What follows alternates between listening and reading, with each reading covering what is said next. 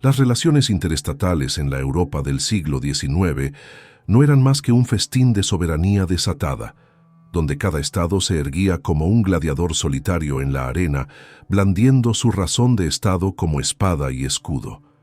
No existía comunidad política internacional alguna.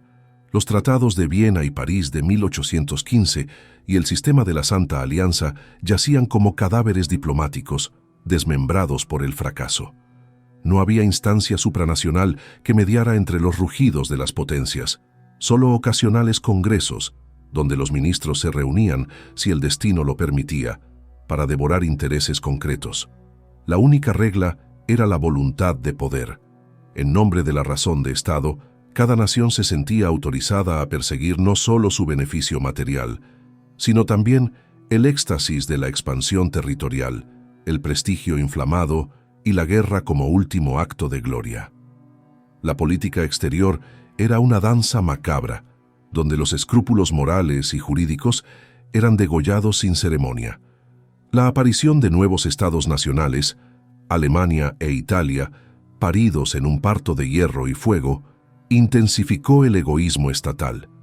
La conciencia nacional se hinchó como un tumor en los pueblos unificados, mientras los Balcanes y el Danubio ardían con deseos de independencia. Europa se fragmentó emocionalmente como un cuerpo desgarrado por sus propias extremidades.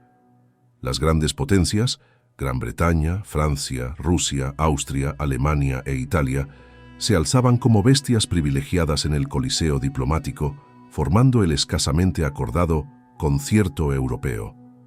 Las antiguas potencias como España, Portugal y Suecia eran ya sombras, fantasmas que una vez ocuparon el palco de los vencedores. En este escenario de ambición sin límites, Bismarck emergía como el maestro de ceremonias de la carnicería política. Su convicción era brutal. El interés del Estado debía aplastar cualquier obligación jurídica, moral o contractual. En la guerra contra Austria, Bismarck no solo violó pactos, sino que los pisoteó con la frialdad de un verdugo. Como Federico II en 1740, Bismarck convirtió el derecho imperial en un cadáver útil, una excusa para la conquista. El conde Rechberg, ministro del emperador Francisco José, lo llamó terrible con razón. Bismarck se negaba a dejarse envolver por la niebla sentimental de la política alemana. Rechberg, impotente ante la monstruosidad pragmática del canciller, escribió: «La empresa de poner límites a la acción de este caballero supera toda fuerza humana». Era como intentar encadenar a un titán que se alimentaba de tratados rotos y alianzas traicionadas. Para Bismarck, una gran potencia debía situarse más allá del bien y del mal, guiada únicamente por la conservación y el aumento de su fuerza.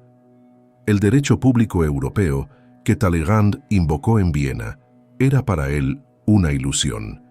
«Qui parle Europe a tort», escribió con veneno en francés.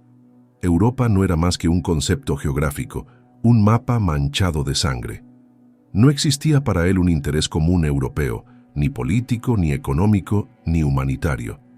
La paz era un medio, no un fin, una herramienta para mantener la hegemonía alemana, una pausa entre guerras. Su pasión era la política internacional y su doctrina, el primado absoluto de la política exterior. Las relaciones comerciales y financieras eran para él meras distracciones, telones de fondo en el teatro de la dominación. Bismarck no dudaba en aliarse con ideologías opuestas, en disfrazar su poder con máscaras convenientes. Su oportunismo era quirúrgico, su desprecio por la forma absoluto. En su visión la política era una arena, y él, el gladiador supremo, dispuesto a derramar sangre, jurídica, moral, territorial, para que Prusia y Alemania se coronaran en el altar de la historia. Desde las alturas de su poder, Bismarck contemplaba Europa como un campo de batalla ceremonial, donde las coronas se oxidaban y los pueblos se agitaban como bestias encadenadas. No estaba libre de prejuicios. Despreciaba la monarquía parlamentaria británica y la República Democrática Francesa como si fueran espectros decadentes, indignos de confianza. Inglaterra le inspiraba desdén. Francia le parecía un cadáver político aún tibio. Su instinto lo empujaba hacia las monarquías conservadoras del centro y este europeo, Austria y Rusia, como si fueran los últimos templos de una fe moribunda. A ellas apelaba con la retórica de la Santa Alianza, invocando el miedo al republicanismo, a la democracia, al socialismo, como si fueran plagas que devoraban la carne del viejo orden. Pero entre Metternich y Bismarck se alzaba el año 1848 como una guillotina histórica. Las revoluciones, las derrotas de Austria en 1866 y de Francia en 1870-1871, la unificación italiana y alemana, todo ello había desgarrado el tejido del mundo post-Viena. Bismarck, verdugo disfrazado de estadista, asestó golpes brutales tanto al frente legitimista como al liberal. Destruyó la comunidad estatal nacida del Congreso de Viena y al mismo tiempo manipuló el principio de soberanía nacional como un cuchillo en la espalda de sus enemigos. No buscaba la unidad alemana por amor a la patria, ni por simpatía hacia el liberalismo. La buscaba como un carnicero busca el filo más afilado. El pueblo alemán era su arma, su carne de cañón, su aliado en la lucha por aplastar a Austria y elevar a Prusia. En 1866 propuso un parlamento elegido por sufragio directo, no por convicción democrática, sino como una trampa para enfrentar a los gobiernos austríacos y del sur alemán con el fervor nacionalista. Sin escrúpulos, movilizó los sentimientos italianos, húngaros y checos, apoyando la insurrección húngara, como quien enciende fuegos en los pasillos de un palacio sitiado. Tras Königgrätz, prometió a los checos la realización de sus aspiraciones nacionales, igual que a los húngaros, una promesa que olía a pólvora y traición. Así, Bismarck se convirtió en maestro de ceremonias de una danza macabra que haría escuela entre los enemigos de los Habsburgo. Aunque tras la guerra de 1866 se mostró comedido, sin reclamar ni una pulgada de tierra austríaca o bohemia, su obra era la de un sepulturero elegante. Contribuyó a cavar la tumba de la monarquía de Habsburgo, abierta por Napoleón III, y a destruir los tratados de París y Viena de 1815, que hasta entonces habían sido cadenas para Prusia y Francia. Napoleón III arrancó Italia del dominio austríaco, Bismarck los estados alemanes y Hungría, y luego, como si el destino exigiera sangre de emperadores, cayó también el imperio napoleónico.